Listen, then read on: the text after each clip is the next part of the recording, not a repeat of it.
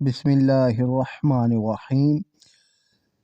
Class 9 ترجمۃ القرآن evening میں جو MCQs آئے ہیں بچوں، ان کا سلوشن ہے کہ النجوم کے کیا معنی ہے؟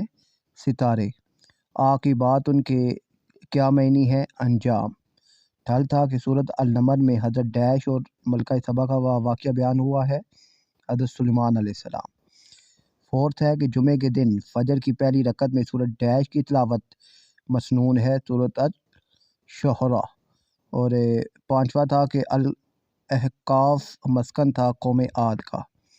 سکس ہے کہ ہجرت حبشہ کے موقع پر نجاشی کے دربار میں سورۃ مریم کی تلاوت حضرت جعفر نے کی۔ ساتواں ہے سورۃ انبیاء میں نبی کریم خاتم النبیین کا بطور ذکر ڈیش آیا ہے، رحمت للعالمین۔ اور ایٹھ ہے کہ سورۃ لقمان کے مطابق ظلم عظیم کس گناہ کو کہا گیا ہے؟ شرک کو۔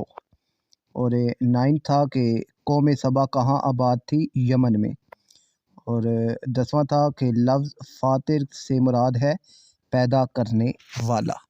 یہ MCQs کا سلوشن تھا اور مارننگ والے پہلے سے ہی اپلوڈ کر دیے گئے ہیں۔